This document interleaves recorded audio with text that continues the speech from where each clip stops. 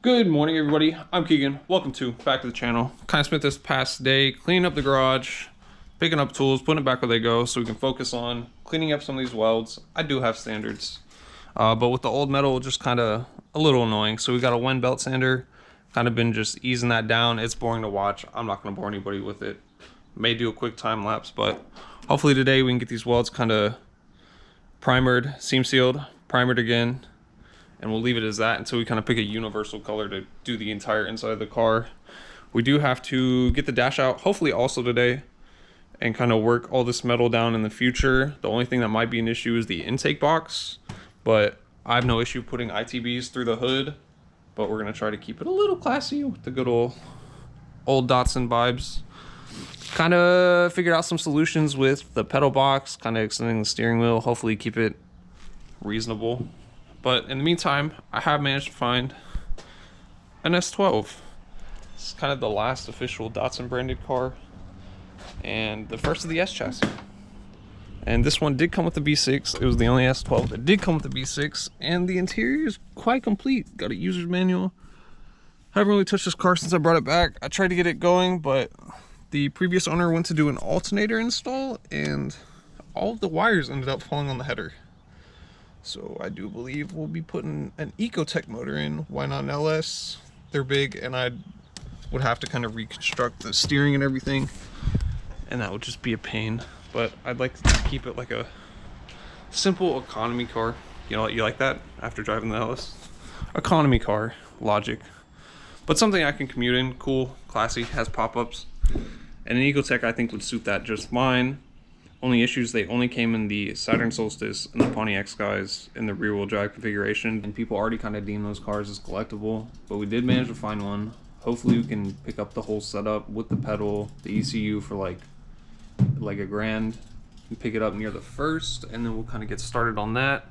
The Rock Crawler crowd has been using them for years, and there's pretty easy harnesses that are just focused on the motor, so hopefully we can kind of splice that into the S12, keep the rest of the pop-ups, everything working, and it should be pretty similar, if not faster than it was stock.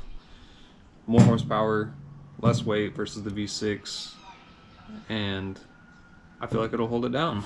But we're gonna focus on this today and kind of get back to cutting everything down. Hopefully at least get the dash out and get these welds taken care of. Let's get to it. Back in the hole, we've got some icing on the cake with the seam sealer going down. I forgot to grab lacquer thinner, so it's a bit rough, just a little bit. But if you get a good first wipe like that, it's kind of smooth all the way down. But it's definitely cleaned up all the seams. And we've just simply got to do this side down here again. Maybe do this right here, just that little hump.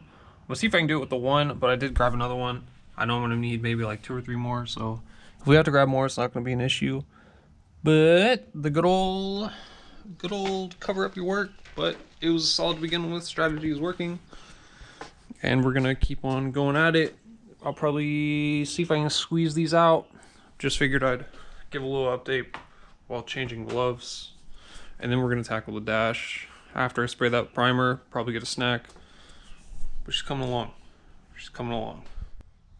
Nice and smooth, looking like a car again. And we have just dropped this. It was like 1, 2, 3, 4, 5, 6, 7 bolts, screws. And now we're in. We're gonna try to leave the heater core in place, and hopefully we can just kind of slide this unit down a little bit just below the glass so the top will have to get cut. We're keeping the cup holder. I don't care what it takes. I need a car with a cup holder.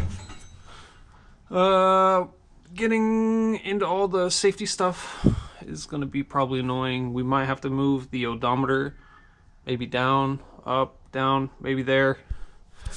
We're going to get into it, but it's nice to know that we're in the dash finally. This isn't a complete dash removal video, but more so just progress of me ripping it out.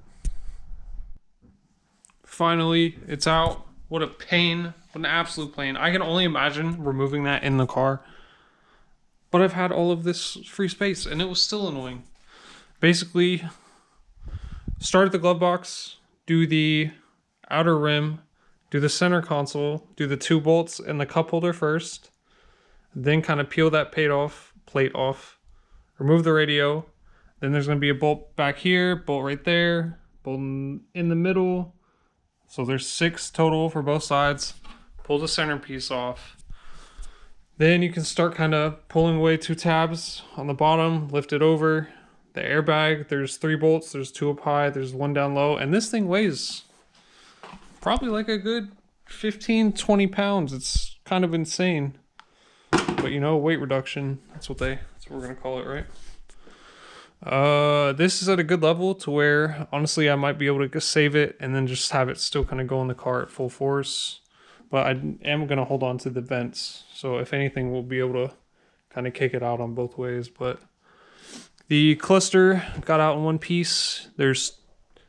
You got to do the top of the cluster trim, so there's 2 bolts, and then there's 1 in the back, and then you're able to remove this with 2 bolts on the bottom and then another bolt up top, and then you kind of got to weave it through. I didn't even unplug it, I just kind of turned it, pushed it through, and that's kind of everything there.